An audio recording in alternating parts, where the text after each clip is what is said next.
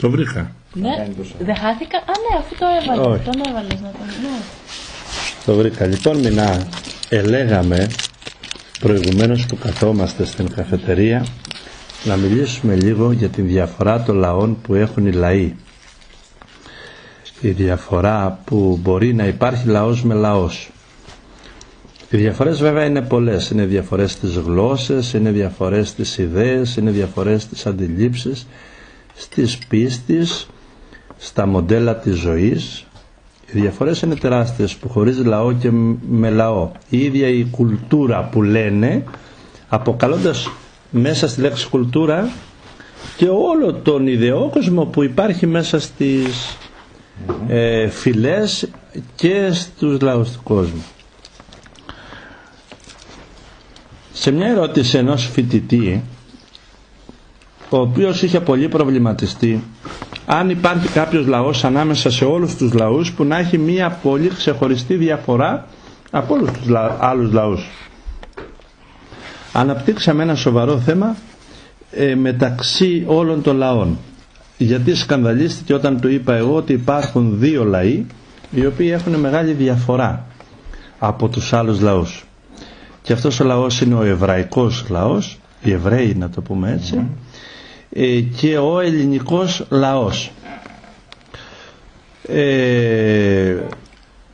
Για να αποφύγουμε λοιπόν υπάρχει μια σκέψη, να αποφύγουμε τυχόν τις παρεξηγήσεις. Όταν λέω εβραϊκό μυαλό δεν εννοώ τους Εβραίους σαν Εβραίους, αλλά όλους εκείνους τους ανθρώπους ανά τη γη οι οποίοι έχουν μέσα τους αυτό το ξεχωριστό που θα αναφέρω στην πορεία του εβραϊκού νου, όπως το λέω. Και όταν λέω Έλληνες δεν εννοώ τους Έλληνες μόνο, ή τους αρχαίους ή τους σημερινούς, αλλά εννοώ όλους εκείνους τους Έλληνες οι οποίοι έχουν μέσα τους αυτό το ελληνικό στοιχείο που τους κάνει πολύ διαφορετικούς από τους άλλους λαούς. Λοιπόν, επομένως λοιπόν δεν θα στεκόμαστε στενά όταν λέω εβραϊκός νους ή ελληνικός νους, ότι μιλάω για τους Εβραίους ή μιλάω υπέρ των Ελλήνων ή κατά των άλλων λαών, αλλά μιλάμε για μια ξεχωριστή μερίδα ανθρώπων που αντιστοιχούν ή στον ελληνικό νου ή στον εβραϊκό νου ή ανήκει στους άλλους λαούς που έχουν τα κοινά γνωρίσματα. Ποιο είναι αυτό λοιπόν τώρα το γνώρισμα? Οι Εβραίοι, ο εβραϊκός νους αγαπάει τη δύναμη. Όταν λέμε εβραϊκός νους εννοούμε κάθε άνθρωπο ο οποίος κυνηγά, επιδιώκει, διψά, αναζητά τη δύναμη. Κάθε μορφής δύναμης. Μπορεί να είναι δύναμη γνώσεων, μπορεί να είναι δύναμη επιτυχίας, μπορεί να είναι δόξας, μπορεί να είναι δύναμη να κυριαρχήσει επάνω στους άλλους λαούς, μπορεί να είναι δύναμη η οποία θέλει να κυβερνήσει τους λαούς του κόσμου. Αυτός ο νους που αναζητά τη δύναμη ουσιαστικά λέγεται εβραϊκός νους, ή εγώ τον βαπτίζω έτσι, επειδή κατά κύριο λόγο οι Εβραίοι θέλανε και αναζητούσαν πάντα τη δύναμη. Γι' αυτό και αναζήτησαν και τη μεγάλη δύναμη, τη δύναμη του Θεού. Γι' αυτό και είχαν πολλούς προφήτες, είχαν σημειώσει παρουσία πολλά ανθρώπινα πλάσματα στην εβραϊκή ιστορία με μεγάλες δυνάμεις. Κάνανε μεγάλες δυνάμεις που άλλοι λαοί ούτε τις ονειρευτήκανε ποτέ. Οι δυνάμεις εκεί ποίκυλαν. Είχαμε δυνάμεις και του καλού, είχαμε δυνάμεις και του καλού, αλλά ο έρωτας προς την δύναμη ήταν ένας και ο αυτός. Αυτός λέγεται εβραϊκός νους. Η κορύφωση του εβραϊκού νου που ήτανε? Το όνειρό τους ήτανε στο να υπάρξει στη γη ένας μεγάλος ηγέτης δίκαιος, ο οποίος αυτός ο ηγέτης θα απέδιδε ειρήνη, θα απέδιδε ισότητα στα ανθρώπινα πλάσματα και θα γινόταν ή θα αποκαλυπτόταν ως χρησμένος Θεού τους αγαπητός των ανθρώπων, όχι όμως προσκυνητός. Δηλαδή Θα παρέμενε άνθρωπος με υψηλό κύρος, χρησμένος από τον Θεό, αλλά όχι Θεός. Στον εβραϊκό νου αυτό είναι ξεκάθαρο, δεν δέχονται καθόλου ότι θα μπορούσε να γίνει αυτός ο άνθρωπος Θεός. Έχει μεν εξουσία Θεού στη γη και στα πλάσματα και στις δυνάμεις, είτε της οικονομίας, είτε των θρησκειών, είτε της παιδείας, σου λέω τα μεγαλύτερα κλειδιά διοίκησης και της άμυνας παγκοσμίου τάξης, δηλαδή για όλη τη γη. Θέλουν πολύ να τα πάρει ένας, αλλά όχι να γίνει Θεός, διότι αυτό ήταν και το σκάνδαλο με τον Χριστό των Εβραίων, όπου όταν είπε ο Χριστός εγώ και ο Πατέρας είμαστε ένα, έστησαν τα ηματιά τους. Όταν είπε ο Χριστός εγώ και ο Πατέρας είμαστε ένα, σκανδάλισε αυτό το όνειρο που έβλεπαν πάνω του, γιατί έβλεπαν τις δυνάμεις και του λέγανε είσαι εσύ ο Μεσσίας, εσένα περιμένουμε, τι γίνεται, θα μας κάνεις τον εκλεκτό λαού του Θεού.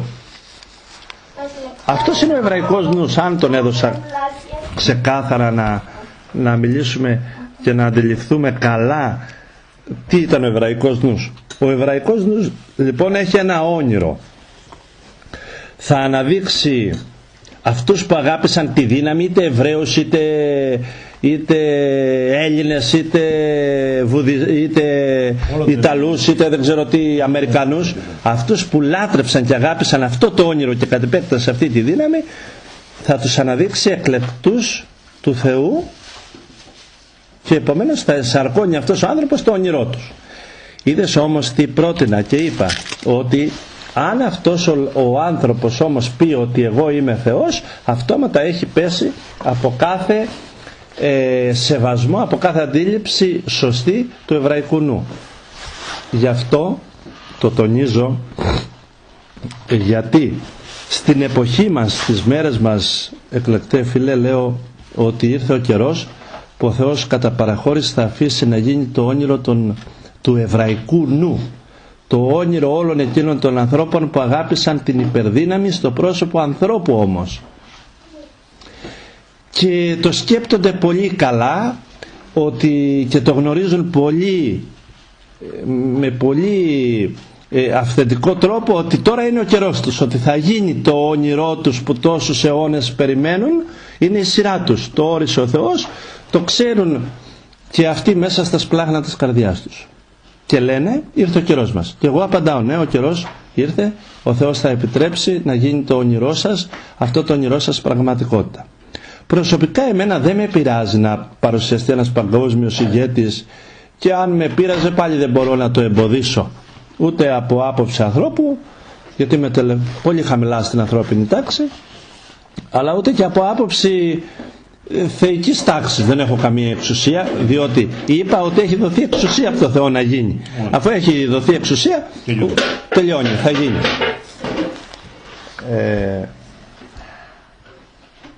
Τι γίνεται?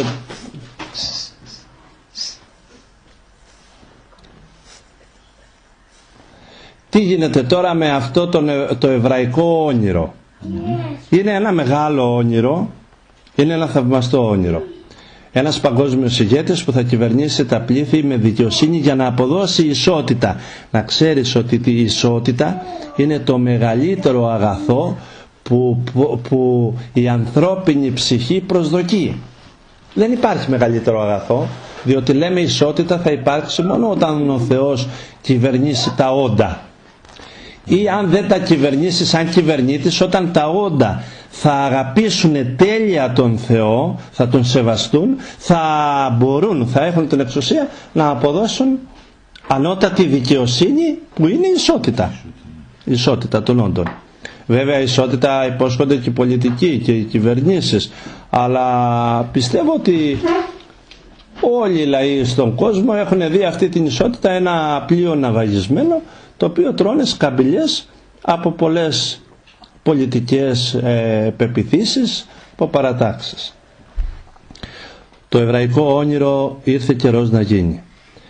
Πιστεύω προσωπικά σαν άνθρωπος ότι θα γίνει. Αν δεν γίνει τώρα στις μέρες μας, θα γίνει λίγο πιο μετά, αλλά είναι η σειρά του, είναι νόμος. Αυτό το εβραϊκό όνειρο που ο εβραϊκός νους αγάπησε, τον παγκόσμιο κυβερνήτη, είπα δεν με πειράζει, μόνο με ένα όρο.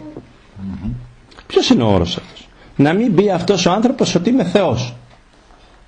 Να μην ασκήσει εξουσία πάνω στα ανθρώπινα πλάσματα, καμία, και να τους πει απαγορεύεται να πιστεύετε εδώ, απαγορεύεται να πιστεύετε εκεί, απαγορεύεται να λατρεύετε εδώ, απαγορεύεται να λατρεύετε εκεί. Διότι όταν συλλάβουμε τον προσκυνητή τη λατρεία των ανθρώπων, πάβει κάθε μορφή σωστής ελευθερίας.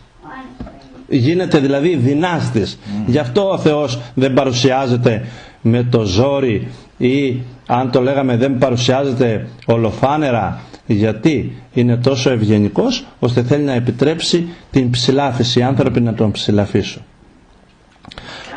Όσο αυτός ο άνθρωπος δεν πει ή δεν λέει ότι εγώ είμαι Θεός, επιτρέπεται να είναι κυβερνήτης από μένα, έτσι κι αλλιώς θα γίνει, και αν δεν γίνει σήμερα, είπα, θα γίνει αργότερα. Επιτρέπεται να υπάρχουν χιλιάδες κυβερνήσεις. Προσωπικά δεν πιστεύω σε καμία κυβέρνηση, διότι κανένας από αυτούς που διοικούν τον κόσμο, ούτε από αυτούς που άρχουν, ούτε οι αρχόμενοι, έχουν αγιότητα. Και όταν δεν κυβερνάει η αγιότητα, δεν μπορείς να περιμένεις ισότητα, δεν μπορείς να περιμένεις απονομή δικαιοσύνης, είτε στην κατάσταση της γνώσης, είτε στην κατάσταση της πνευματικής ευλογίας, είτε ακόμα και στην ύλη δεν μπορεί να περιμένεις δικαιοσύνη. Ένας λαός λοιπόν που ξεχωρίζει είναι ο εβραϊκός νους, γιατί έχει ένα μεγάλο όνειρο και μια μεγάλη αγάπη. Η αγάπη του είναι η δύναμη. Μόνο δύναμη καταλαβαίνει ο εβραϊκός νους. Δεν καταλαβαίνει κάτι άλλο. Όταν λες αγάπη, καταλαβαίνει αν έχεις δύναμη. Όταν λες εξουσία, καταλαβαίνει αν έχεις δύναμη. Όταν λες καλοσύνη, καταλαβαίνει τη δύναμη. Όταν λες κυβερνάω τον κόσμο, καταλαβαίνει η δύναμη. Όταν λες θρησκευτικός ηγέτης, καταλαβαίνει τη δύναμη. Όταν λες γνώση, καταλαβαίνει τη δύναμη που σου παρέχει αυτή η γνώση. Ο εβραϊκός νους είναι ο νους των ανθρώπων και των όντων εκείνων που συλλαμβάνουν τα πάντα μέσα σε δύναμη. Αυτή λοιπόν η δύναμη, η αναζήτηση της δύναμης, την ονομάζω εβραϊκό νου. Αυτός ο λαός διαφέρει πάρα πολύ από όλους τους άλλους λαούς που δεν αναζητούν αυτή τη δύναμη και δεν καταλαβαίνουν τη ζωή μέσα στη δύναμή της, δεν καταλαβαίνουν τις σκέψεις σαν δύναμη, δεν καταλαβαίνουν τα πλάσματα σαν δύναμη, το θάνατο, τη χαρά, τη γέννηση, τον πόνο, τις επιστήμες. Δεν κατανοούν οι άλλοι λαοί το νόημα της ζωής μέσα από τη δύναμη. Και για να εκφραστεί μια πολύ σπουδαία δύναμη, θέλουν να ενσαρκώνει ένας άνθρωπος όλες αυτές τις δυνάμεις πάνω του, εκτός του Θεού. Διότι για τον εβραϊκό νου είναι σκάνδαλο μεγάλο το να πει κάποιος είμαι Θεός. Άλλωστε αυτό ήταν και που με τον Χριστό χάλασαν τις επαφές τους. Χάλασαν δηλαδή κάθε ελπίδα να ακολουθήσουν τον Χριστό. Διότι ο Χριστός είπε εγώ και ο Πατέρας είμαστε ένα, εγώ είμαι Θεός, εγώ είμαι το άπειρον και το άγνωστον και το τέλειον, και αυτοί του λέγανε είσαι ένας άνθρωπος, και μάλιστα όταν άκουγαν αυτά του έλεγαν ξεκάθαρα είσαι εγωιστής, εγωμανής, δηλαδή είσαι άρρωστος, είσαι δαιμονισμένος, όπως το λέει και το Ευαγγέλιο, αλλά το λέμε και εμείς στη σημερινή γλώσσα. Ο δεύτερος λαός, για να το συνδυάσουμε, μεγάλος λαός που διαφέρει από όλους τους λαούς του κόσμου, είναι ο ελληνικός νους. Όταν λέω ελληνικό νου, δεν εννοώ τους Έλληνες όσοι γεννήθηκαν στην Ελλάδα, γιατί άμα είσαι γεννημένος στην Ελλάδα και είσαι ηλίθιος και είσαι ένας άνθρωπος κακός, είσαι πλάσμα που ανήκει στα όντα της κακίας, είσαι πλάσμα που ανήκει στα αφόντιστα όντα. Ποιος είναι λοιπόν αυτός τώρα ο ελληνικός νους? Είναι ο νους που αγαπάει τη σοφία. Αυτός είναι ο ελληνικός νους.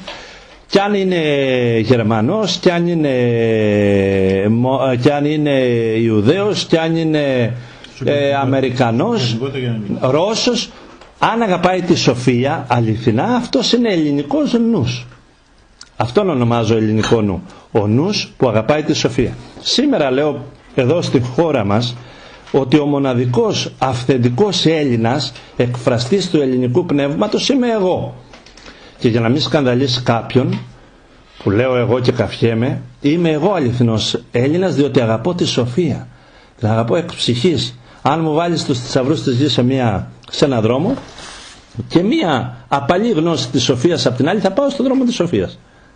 Προτιμώ αυτόν τον πλούτο το μικρό στα μάτια των ανθρώπων παρά τον θησαυρό τον υλικό ή άλλες δόξες. Η σοφία λοιπόν που αγαπά ο ελληνικός νους υπάρχει σε κάθε νου που αγαπάει τη σοφία. Έτσι λοιπόν δεν είμαι μόνο εγώ ο Έλληνας ο αυθεντικός, αλλά και κάθε Έλληνας που αγαπάει τη σοφία. Και κάθε άλλος άνθρωπος από όλη τη γη, είτε μαύρος είτε άσπρος, που αγαπάει όμως τη σοφία αναζητώντας την αλήθεια. Διότι η σοφία η οποία στερείται την αλήθεια είναι σαν την αγάπη το πιο τρομακτικό πράγμα που μπορείς να συναντήσεις. Όταν η αγάπη και η σοφία δεν έχουν αλήθεια μέσα τους και η δύναμη δεν έχει αλήθεια μέσα της, είναι ό,τι πιο φοβερό μπορείς να συναντήσεις σε αυτόν τον κόσμο. Οι Έλληνες λοιπόν είχαν σοφία. Θα αποδείξω τώρα πού βρέθηκε η σοφία των Ελλήνων. Οι αρχαίοι Έλληνες τι κάνανε? Όταν άκουσαν το χριστιανισμό, ενώ ήταν το 12ο τότε και οι πρώτοι τότε που βγήκαν οι Απόστολοι του Χριστού ήταν οι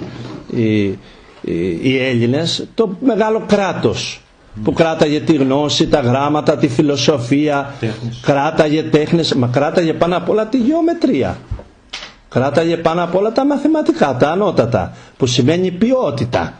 Λοιπόν, Νικόλα μην χτυπάς. Λοιπόν, τι έγινε?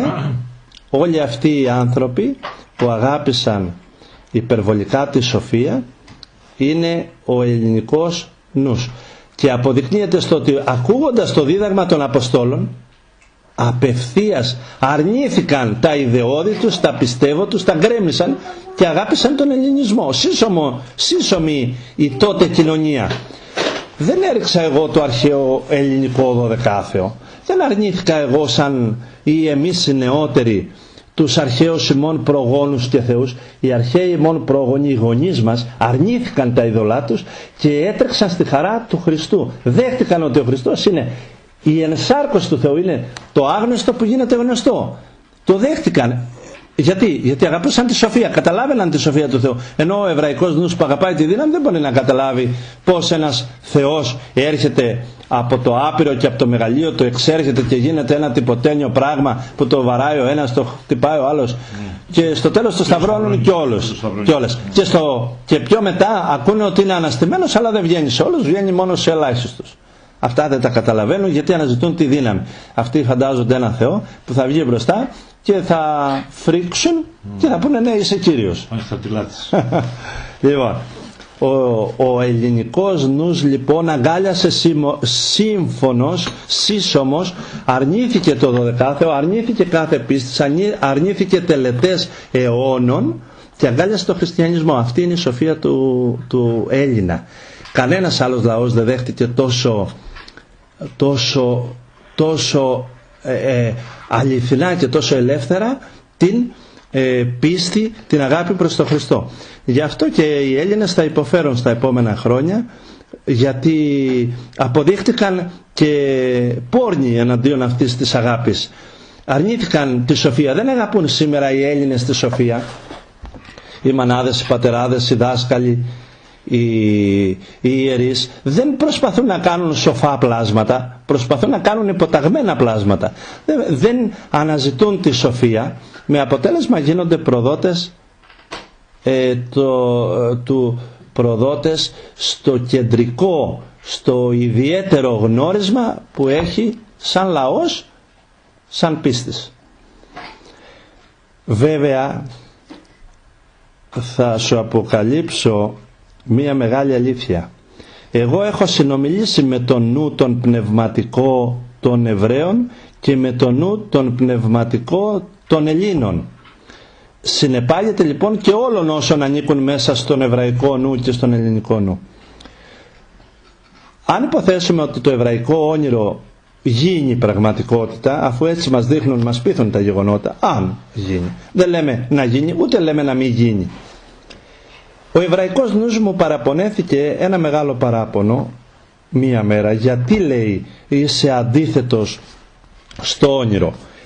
Ο δικός σας Μεσσίας ήρθε, ο δικός σας Θεός ήρθε, με γεια σας, με χαρά σας, αφήστε να γίνει και ο δικός μας. Έτσι το σκέφτεται. Το δικό σας πιστεύω έγινε, οι δικές σας αντιλήψεις, εννοούμε όλων των λαών, έγιναν. Ας γίνει και το δικό μου όνειρο. Θέλω έναν ηγέτη να δώσει την ισότητα. Έτσι σκέπτεται. Εγώ τι λέω? Δεν είμαι αντίθετος. Λέει είσαι. Γιατί στο βιβλίο σου γράφεις ότι αν έρθει άλλος άνθρωπος που θα πει εγώ είμαι ο Χριστός, αυτός είναι ο διάβολος. Γιατί λες διάβολο το όνειρό μου, αυτό που αγαπώ? Αλλιώς, λέει, το βιβλίο θα μπορούσε να γίνει παγκόσμια γνωστό γρήγορα. Αυτό όμως κρατάει το βιβλίο σου πίσω και σένα στη φτώχεια και στην άγνοια και ο κόσμος δεν σε σέβεται, δεν σε γνωρίζει. Αυτό εννοεί. Μα αυτό είναι η καρδιά της αλήθειας. Τι λέω εγώ? Να έρθει και να γίνει το όνειρό σας. Αν όμως αύριο σας πει εγώ είμαι Θεός, εσείς πώς θα τον γκρεμίσετε, πώς θα τον ανατρέψετε, πώς θα τον αλλάξετε? Πώς θα τον αλλάξεις ένα τέτοιο λαό? Ένα τέτοιο. Εδώ δεν μπορείς να ρίξεις μια μικρή κυβέρνηση. Σήμερα μια μικρή κυβέρνηση ενός λαού, μικρού ή μεγάλου, αν γίνει τυραννική κυβέρνηση, εξουσία δηλαδή η οποία δυνάστης, κακός, τι γίνεται? Πρέπει να πολεμήσουμε και να τον ανατρέψουμε. Όταν σε έναν άνθρωπο θα έχουν περάσει όλες αυτές τις εξουσίες και σε 5, 7, 10 χρόνια, δεν ξέρω πόσο θα χρειαστεί, θα έχει εμποτισμένους και αφοσιωμένους ανθρώπους δικούς του σε ένα Υπουργείο παγκόσμιας τάξης, να διοικεί την ανθρώπινη γνώση, το ανθρώπινο χρήμα, όλα αυτές τις δυνάμεις και ιδιαίτερα το θρησκευτικό κομμάτι, πώς θα τον ανατρέψεις αν σου πει εγώ είμαι ο Θεός? Θα τραβάς τα μαλλιά σου για να το ρίξεις και δεν θα μπορείς, διότι εδώ δεν μπορούμε να ρίξουμε μια απλή κυβέρνηση. Γιατί λέει ο μεγάλος ποιητής, θυμηθείτε εσείς οι άλλοι τη χώρα μου. Γιατί είπε? Γιατί έγιναν δυνάστες αυτοί που τον κυβερνούσαν και φώναζε ο ποιητής με το τραγούδι του, εσείς οι απ' έξω θυμηθείτε τη χώρα μου, μην την αφήνετε στα χέρια αυτών των τρελών που έγιναν δυνάστες. Αν λοιπόν παραπονιέται, διαμαρτύρεται ο εβραϊκός νους, σε μένα προσωπικά το είπε, γιατί αρνείσαι το όνειρό μου? Ότι δεν το αρνούμε και να θέλω να το αρνηθώ δεν μπορώ. Εγώ λέω τι θα γίνει αν αύριο πει εγώ είμαι ο Θεός? Θα τραβάτε τα μαλλιά σας και δεν θα μπορείτε να σωθείτε και θα χάσουμε ψυχές και θα χάσουμε πλάσματα. Η αναζήτηση της δύναμης χωρίς σοφία είναι επικίνδυνο πράγμα. Και όπως η σοφία χωρίς να συνδυάζεται με σωστή δύναμη είναι περισσότερο πόνος παρά χαρά. Ο ελληνικός νους λοιπόν, αγαπώντας τη σοφία, σήμερα πόρνευσε. Δεν είναι άνθρωπος της αρετής. Μέσα στην παγκόσμια ιστορία, μέσα στην παγκόσμια ψυχή που ζει στον πλανήτη μας, οι άνθρωποι οι πολλοί δεν είναι όντα της σοφίας, δεν είναι όντα της αγάπης, δεν είναι όντα της πνευματικής αρετής. Η σοφία από τα πλάσματα, ο ελληνικός νους λείπει μέσα από τα πλάσματα, από τον παγκόσμιο άνθρωπο. Γι' αυτό και παγκόσμια υποφέρουν οι άνθρωποι και θα υποφέρουν. Η σοφία πρέπει να οδηγεί τον άνθρωπο σε αγιότητα, σε πολύ ευγενικό πλάσμα, να το κάνει ευγενικό πλάσμα. Και η δύναμη να συνδυάζει την τέλεια σοφία για να εκφράζεται έτσι η αγάπη μέσα σε ισότητα, σε δίκαια κατανομή. Εάν λοιπόν ο εβραϊκός νους, φίλε μου Μινά, πάρει το όνειρό του και δεν γίνει και δεν πει αυτός ο κυβερνήτης ότι εγώ είμαι Θεός, δεν υπάρχει κανένα πρόβλημα. Όπως σας κυβερνάνε σήμερα οι άνθρωποι, θα σας κυβερνάει και αυτός λίγο χειρότερα ή πολύ χειρότερα, λίγο καλύτερα ή πολύ καλύτερα, αλλά δεν θα έχει αλλάξει κάτι στους ανθρώπους. Μην φανταστείς δηλαδή ότι θα έχει αλλάξει κάτι. Είναι όπως να είναι μια χώρα που έχει και μια κοινότητα. Η κοινότητα είναι μικρό πράγμα, αλλά ανήκει μέσα στη χώρα. Έτσι θα είναι και μια χώρα μέσα στην παγκόσμια κυβέρνηση, σαν μια μικρή κοινότητα, σαν να είναι ένα μικρό χωριό. Τίποτε άλλο πιο σπουδαίο. Δεν θα αλλάξει κάτι στα πλάσματα. ο κυβερνήτης αυτός ή εν πάση περιπτώσει ο εκλεγμένος άνθρωπος αυτός από τους ανθρώπους, γιατί η σοφία των ανθρώπων, η λαχτάρα των ανθρώπων για δύναμη κρούει τους ουρανούς και θέλει να γίνει. Τι θα γίνει στην περίπτωση που αυτός ο άνθρωπος έρθει και κυβερνήσει και πει ότι εγώ είμαι και Θεός? Αυτός θα έχει προφήτες, θα έχει ανθρώπους να διδάσκουν, θα έχει ανθρώπους να τον υποστηρίζουν. Ποιος θα σταθεί απέναντί του? Ποιος θα έχει την δύναμη να του πει ότι είσαι ψεύτης? Ποιος θα είναι αυτός που θα πολεμήσει? Ο λαός, ο ήδη υποταγμένος?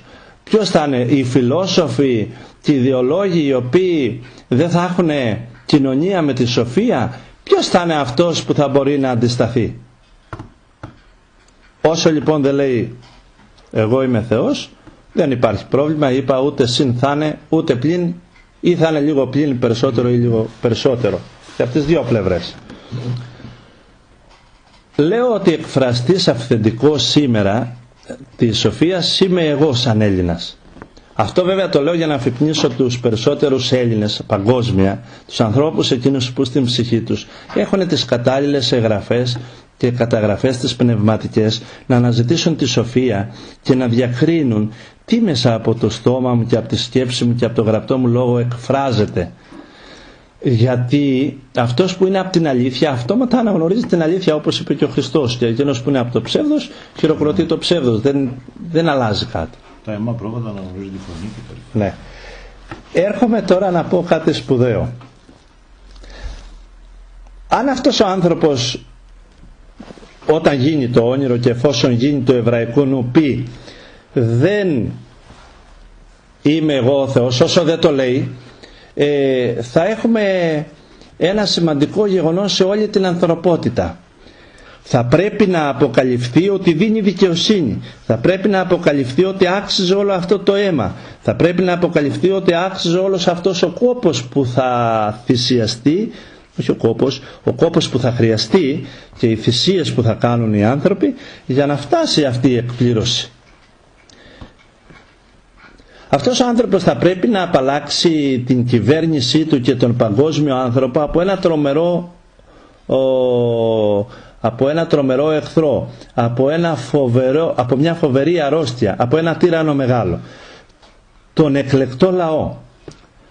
Οι Εβραίοι έχουν ο εβραϊκός νους ότι εμείς είμαστε ο εκλεκτός λαός. Οι Έλληνες έχουν ότι εμείς ήρθαμε από άλλους πλανήτες, από άλλοι αυτοί, είμαστε θεϊκά πλάσματα. Οι Γερμανοί πριν πολλά χρόνια και ακόμα αναζητούν την άρια φυλή.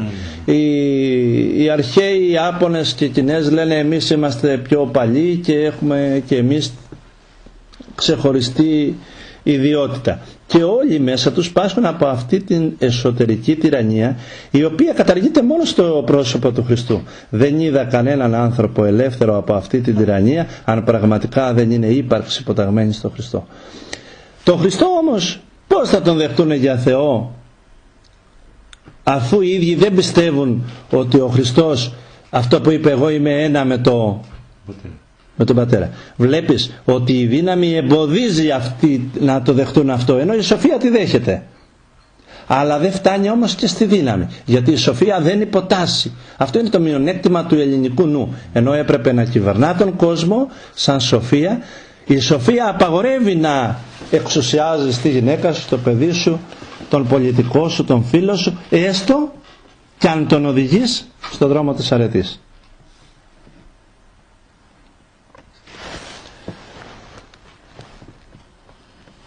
Αν όμως ο κυβερνήτης τους ή ο εκλεκτός αυτός άνθρωπος, ο χρησμένος όπως αυτοί νομίζουν, πει ότι εγώ είμαι ο Θεός, τότε πραγματικά από αυτό θα μπορεί να γλιτώσει την ανθρωπότητα μόνο η δύναμη του Θεού, η οποία η ίδια θα παρέμβει για να σταθεί απέναντί του, διότι διαφορετικά δεν μπορεί κανείς ανθρωπίνος, ούτε με δυνάμεις στρατιωτικές, ούτε με δυνάμεις εξουσίας, να τον ανατρέψει τη στιγμή που θα έχουν περάσει επάνω του τόσες και τόσες υψηλές εξουσίες. Είναι αδύνατον. Σήμερα ξέρουμε ότι παγκόσμια υποτίθεται ότι κυβερνάει η δικαιοσύνη και ότι τα κράτη φροντίζουν για τη δικαιοσύνη, και όλοι βλέπουμε να κυβερνάει η ανομία, η παρανομία, η αδικία, η απαράδεκτη νόμη, η ανισότητα στην εποχή μας. Πώς τότε λοιπόν θα τον ανατρέψουν? Θα πρέπει να σκεφτούμε το εξής: αυτός, εάν φτάσει στην τρέλα να πει είμαι Θεός, θα προπορευτούν κάποιοι οι οποίοι θα είναι προφήτες του, οι οποίοι θα προλέγουν ότι αυτός ήρθε, η μεγάλη δύναμη του Θεού ήρθε εδώ, να εδώ είναι και έφτασε και έκανε και θα δώσει και θα κάνει.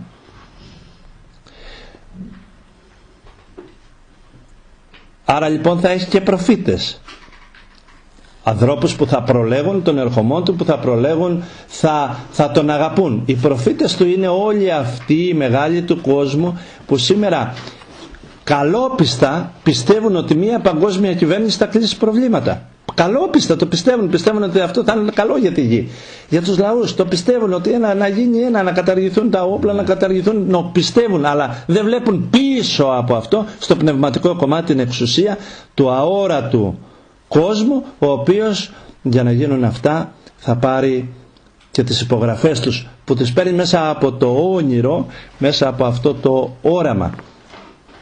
Μην ξεχνάς ότι έχουν βγει μεγάλοι κυβερνήτες και πολλοί σπουδαίοι άνθρωποι κατά κόσμον και λένε είναι καλό να γίνει μια παγκόσμια κυβέρνηση, να γίνει ένας παγκόσμιος ηγέτης, να λυθούν οι διαφορές, να γίνει μια οικουμενιστική θρησκεία παγκόσμια, όλοι το καλό διδάσκουμε και η αρετή, η ανθρώπινη αρετή, έτσι λένε, η ανθρώπινη ειρήνη είναι κόρη της μάνας ειρήνης, της θεϊκής ειρήνης.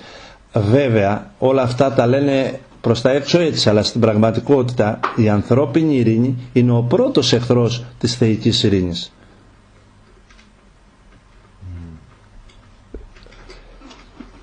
Όταν η ανθρώπινη ειρήνη γίνει θεϊκή, τότε θα διαπιστώσουμε ότι το ανθρώπινο μεγαλείο, η ανθρώπινη ειρήνη είναι έκφραση της θεϊκής και δεν υπάρχει ανθρώπινη ειρήνη. Γιατί αν υπήρχε θα την είχαμε πετύχει μέσα από τόσα συστήματα, μέσα από τόσες δοκιμές. Δοκιμάσαμε χιλιάδες μεθόδους και τρόπους ιστορικά από τα αρχαία χρόνια διακυβέρνησης του κόσμου, είτε μικρών λαών είτε μεγάλων. Έτσι λοιπόν εγώ θα σου σταματήσω σε ένα πράγμα, σε μια σκέψη όριμη. Αν γίνει το εβραϊκό όνειρο, αυτοί οι δύο λαοί ξεχωρίζουν.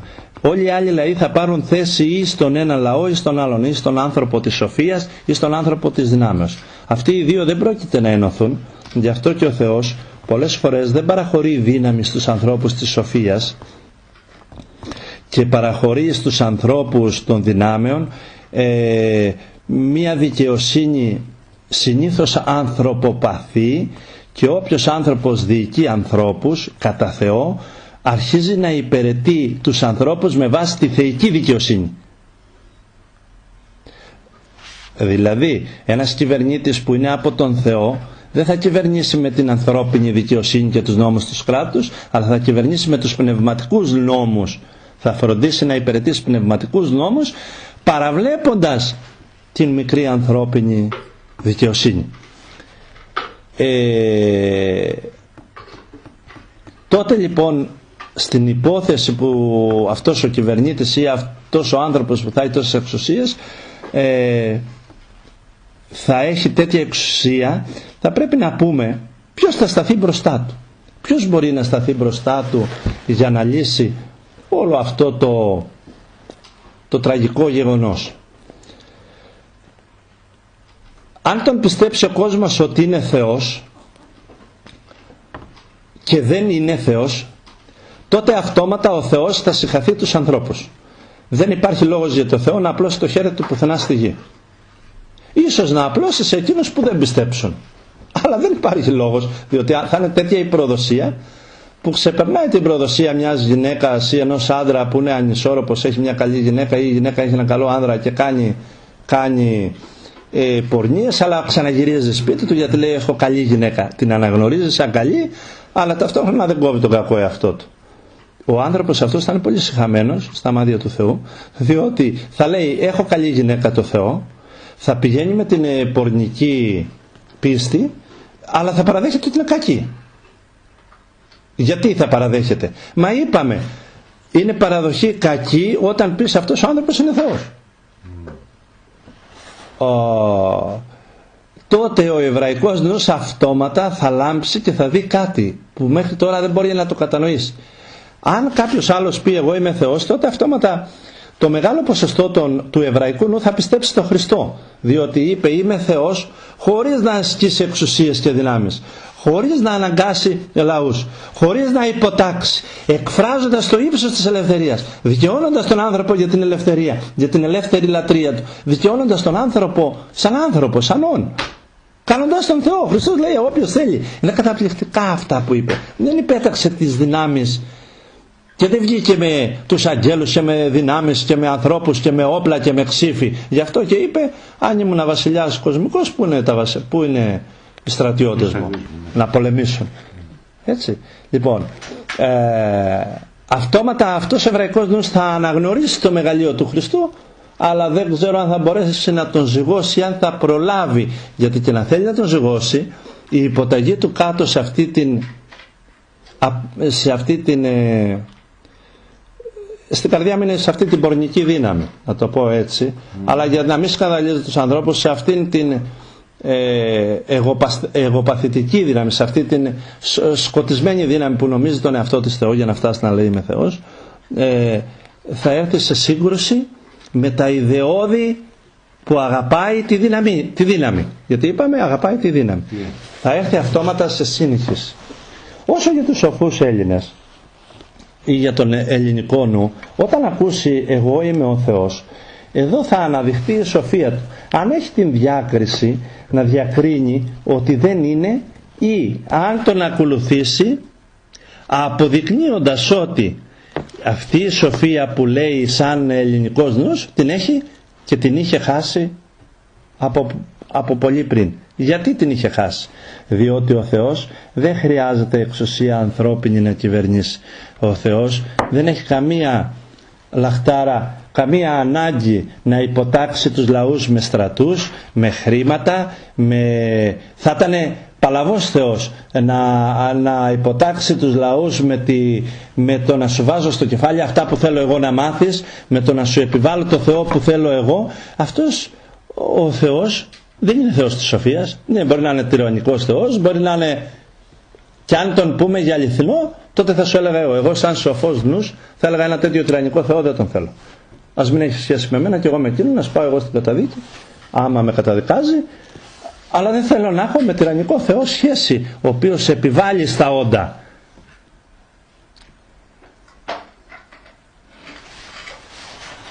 Και όταν λέω επιβάλλει, εννοείται από την αρχή, είτε από γνώση επιβάλλει, είτε επιβάλλει οποιαδήποτε μορφή εξουσίας που στερεί την αληθινή ελευθερία του ανθρώπου, είτε τη λατρεία του. Έτσι. Αυτοί οι δύο λαοί διαφέρουν, ο εβραϊκός νους και ο ελληνικός νους. Ο μεν αγαπάει τη δύναμη, ο δε αγαπάει τη σοφία. Μακάρι ευτυχισμένοι είναι εκείνοι οι άνθρωποι που ο Θεός θα εκλέξει, θα ενδυναμώσει να εκφράσουν τη σοφία Του και θα σταθούν μόνο με σοφία απέναντι σε εκείνη τη δύναμη, η οποία τυχόν, λέω τυχόν, αν τολμήσει να πει εγώ είμαι ο Θεός, διότι ως σοφός νους θα τον κατακεραυνοβολήσει λέγοντάς του ότι δεν είσαι Θεός, αλλά είσαι ένα τίποτε, μια έκφραση του μηδέν, ένα πατέρας του ψεύδους και αρχή του ψεύδους, επισύροντας μέσα τους τις ιερές δυνάμεις του Χριστού πάνω από τη θυσία του Σταυρού, επισύροντας δηλαδή την τέλεια ελευθερία που δωρίζει ο Χριστός, αφού ούτε ως Θεός δεν τόλμησε να σηκώσει δυνάμεις εναντίον των ανθρώπων, αλλά άφησε τους ανθρώπους να τον κάνουν, και όχι μόνον αυτόν, αλλά και όλους τους λάτρεις του, τους αληθινούς, να τους στυλίσουν στο αίμα, να τους κοροϊδεύουν, να τους εμπέζουν και εν πάση περιπτώσει να μην βλέπουν ούτε μια άσπρη μέρα μέχρι τα χρόνια μας. Οι περισσότεροι, τουλάχιστον η πλειοψηφία. Αυτοί οι δύο λαοί διαφέρουν από όλους τους άλλους λαούς. Οι άλλοι λαοί δεν σημαίνει ότι είναι υποδιέστεροι ή κατώτεροι. Ανάδειξαν και αυτοί μεγάλα όνειρα, επιστήμες, τέχνες, τους πρίκησε ο Θεός το πνεύμα, μουσικές, φιλοσοφίες, ψηλάφισαν και αυτοί προσπάθησαν να βρούνε την αρετή, αλλά δεν έφτασαν ποτέ στην πνευματική αρετή, έφταναν πάντα στη φυσική αρετή και δίδασκαν καλά πράγματα και διδάσκουν, αλλά δεν έφτασαν στην πνευματική αρετή, στο ύψος να αποκτούν μέσα τους πνευματική οντότητα αγάπης και αλήθειας. Δηλαδή δεν έφτασαν σε ένα πνευματικό σώμα με επίγνωση να δίνουν στους ανθρώπους την ελευθερία να χτίζουν μόνοι τους τον εαυτό τους. Εγώ ανήκω στα όντα της σοφίας, όπως είπα, ή μάλλον να το πω καλύτερα, ανήκω στον ελληνικό νου που αγαπάει τη σοφία, και όσοι άνθρωποι αγαπούν τη σοφία, αν είναι περισσότερο από μένα, εγώ είμαι κάτω από αυτούς και αυτοί πάνω από εμένα, αφού αγαπάνε και αυτοί τη σοφία, έτσι. Ανήκουμε σε αυτή την ομάδα, θα λέγαμε. Βέβαια μέχρι αποδείξεις του αντιθέτου. Πάντα ισχύει και αυτό, γιατί καμιά φορά ξέρεις, μην το κάνουμε όπως να μην είμαστε κοκόρια και γαφιόμαστε. Ανήκω όμως σε αυτούς και θέλω να ανήκω σε αυτούς. Φοβάμαι όμως τη δύναμη, παρότι την θέλω. Θα δεχόμουν τη δύναμη του Χριστού, κάθε μορφή εξουσίας, αν όμως με κλείδωνε στην ομολογία του, στην ομολογία της θεότητάς του. Δηλαδή να μην μπορεί να υπερβεί η δύναμη της σοφία και πάθω ολίσθηση. Μόνο έτσι θα δεχόμουν κάθε μορφή δύναμης και αναστάσεις και δυνάμεις και ό,τι χρειαστεί, συμφωνεί, αλλά να με έδαινε το Πνεύμα του Θεού να μην αστοχήσω ποτέ στην ομολογία της θεότητος, διότι αυτό εμένα με ενδιαφέρει περισσότερο από κάθε μορφή δύναμης. Αυτή είναι η διαφορά. Οι άλλοι λαοί λοιπόν που πρόκοψαν και είχαν και αυτοί πολύ πλούτο πνευματικό μέσα στην ψυχή τους και έχουν, θα αναγκαστικά θα ταχτούν ή στο μεν σώμα ή στο δε σώμα, δηλαδή στον ελληνικό νου ή στον εβραϊκό νου. Αυτή είναι η κατάσταση σημερινή. Οι άνθρωποι προχωράνε εκεί, το εβραϊκό όνειρο θα γίνει πραγματικότητα, είναι νόμος, θα γίνει. Πότε θα γίνει δεν το γνωρίζω, ούτε έχω τέτοια εξουσία, αλλά μας πείθουν τα γεγονότα, θα γίνει. Ο ελληνικός νους και η σοφία της αγάπης παγκόσμια έχει μειωθεί, έχει στερέψει. Όταν επιβάλλεται πολύ φτώχεια, πολύ άθλια ζωή, τα ανθρώπινα πλάσματα πέφτοντας στην επιβίωση διαστρέφονται οι δυνάμεις τους και δεν μπορούν να πάνε προς τη σοφία, άρα δεν θα μπορούν να έχουν και εύκολη διάκριση ποιο είναι αυτό που λέμε αλήθεια και γνώση. Δεν σε κούρασα, Θα σου πω τότε κάτι άλλο. Θα σου πω κάτι που μέσα σε όλα αυτά μηνά ταιριάζει πολύ. Όλοι οι λαοί όλου του κόσμου, έξω από τον εβραϊκό νου και τον ελληνικό νου, δεν καταλαβαίνουν ποτέ τι σημαίνει ελευθερία. Όταν λέω εγώ είμαι ελεύθερος εσωτερικά, αυτοί λένε έχεις το αμάξι σου, έχεις το σπίτι σου, έχεις... Αυτοί πιστεύουν την εξωτερική ελευθερία ως ανθρώπινο αγαθό. Δεν καταλαβαίνουν την ελευθερία όπως την καταλαβαίνει ο ελληνικός νους ως εσωτερική ελευθερία, και όπως καταλαβαίνει ο εβραϊκός νους είμαι ελεύθερος όσο έχω τη δύναμη μέσα μου να μην είμαι υποταγμένος κάτω από το χρήμα, κάτω από τις εξουσίες της άλλες.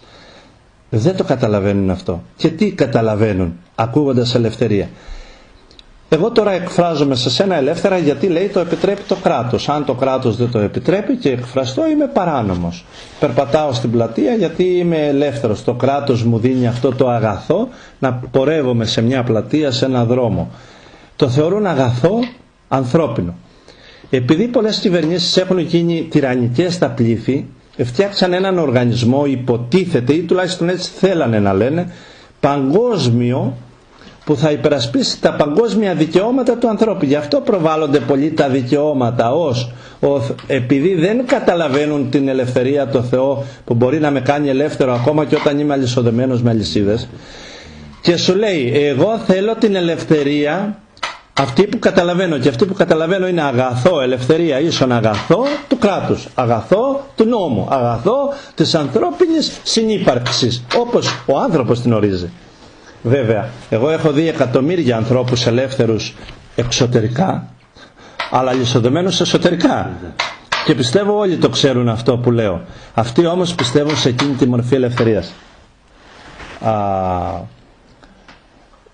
Όπως δεν πιστεύουν οι άνθρωποι μετά από αυτή την αλήθεια που λέμε εμείς. Είπαμε για την ελευθερία. Η ελευθερία, για να είναι πραγματική ελευθερία, πρέπει να έχει μέσα της την αλήθεια. Όταν λέω εγώ αλήθεια και κυριολεκτώ ότι αυτό που είναι έξω από κάθε ύπαρξη κτίσματος, ανθρώπους, αγγέλους, αιώνες, ιστορίες, αυτό που δημιούργησε το παν και το λέω αλήθεια, αυτοί δεν το καταλαβαίνουν όπως οι άλλοι λαοί όλου του κόσμου. Δεν το καταλαβαίνουν. Και τι λένε? Ποια αλήθεια? Αλήθεια είναι αυτό που νομοθετώ, αυτό που επιβάλλω, αυτό που μου επιβάλλουν. Αλήθεια είναι η προσωπική μου αλήθεια. Και σταματούν σε αυτή την αλήθεια, μην αναγνωρίζοντας, όπως δεν αναγνώρισε και ο Πιλάτος στο Ευαγγέλιο, την αλήθεια του Χριστού που είπε εγώ είμαι η αλήθεια, εννοώντας κυριολεκτικά εγώ είμαι ο Θεός, γιατί το όνομα του αληθινού Θεού είναι αλήθεια. Αν ο Θεός θέλει την αλήθεια, τότε είναι Θεός χωρίς όνομα και χωρίς αξία. Λοιπόν, ο Πιλάτος όμως του είπε κάτι πολύ σπουδαίο που εκφράζει όλους τους λαούς όλου του κόσμου, εκτός τον εβραϊκό και τον ελληνικό νου, όπως τους ονομάσαμε, οι οποίοι λένε δεν βαριέσαι, ποια είναι αλήθεια? Δηλαδή ο καθένας ζει εγκλωβισμένος στην προσωπική του δική του αλήθεια, την οποία όμως με καλή θέληση προσπαθεί να κάνει τι? Να κάνουν τι οι ηγέτες τουλάχιστον? Να τη διευρύνουν, να βιώνεις και εσύ μια πιο καλή υποτίθεται αλήθεια, και η σύντροφός σου και ο φίλος και ο κάθε άνθρωπος μέσα από μια ανθρωποπαθή ή μέσα από ανθρώπινη εξουσία. Ναι, το πιστεύουν δηλαδή αγαθό και αυτό, την αλήθεια αγαθό του ανθρώπου. Γι' αυτό λένε ο καθένας φτιάχνει τη δική μας αλήθεια. Αλλά υπάρχουν και άνθρωποι, και ένας από αυτούς είμαι και εγώ, που λέω με επισκέφτηκε η αλήθεια και αρνήθηκα τη δική μου αλήθεια. Αυτό είναι το «και τι είσαι στην αλήθεια» που λέει ο Πιλάτος στο τέλος, έτσι. Και εκεί μένει αναπάντητο. Δεν έμεινε αναπάντητο. Αναπάντητο είναι τρόπος του λέγεται. Ο τρόπος του λέγεται. Δεν συνεχίστηκε. Δεν χρειαζόταν να συνεχιστεί, γιατί ο Χριστός του είχε πει ότι του είχε πει. Του είχε πει νωρίτερα. Ναι, του λέει ο Πιλάτος και ποια είναι αλήθεια. Μα ο Χριστός του είχε πει εγώ είμαι η αλήθεια και ήρθα για την αλήθεια. Και πας που υπάρχει από την αλήθεια, όποιος είναι από την αλήθεια ακούει με τους λόγους. Ναι. Και του λέει δεν βαριέσαι, ποια είναι αλήθεια? Γιατί δεν την ήξερε ο Πιλάτος την αλήθεια? Την ήξερε και πολύ καλά μάλιστα. Αλλά ήθελε τη θέση του. Αλλά ήθελε τη θέση του, με τη χάσει. Αυτό ήθελα να σας πω για τον εβραϊκό νου. Λοιπόν, σχόλια πάνω σε αυτά, Παναγωπούλου. Μας έχει διευκρινίσει. Πολύ διαδικαστικό. Έπεσε με την πλάτη πάνω στον καναπέ. Έλα μου εδώ να σε θλίψω. Έλα να σου πω, έλα να σε παρηγορήσω λίγο. Όχι, δεν χτύψε, όχι. Να σε... Είναι άντρας, δεν είναι... Σε πόσο. Λοιπόν. Πολύ διαφορετική. Αυτή ήταν ομιλία τώρα. Μπορεί να μην κάτσε 2 ώρες αυτά, αλλά ήταν... Πόσο ώρα έκανα?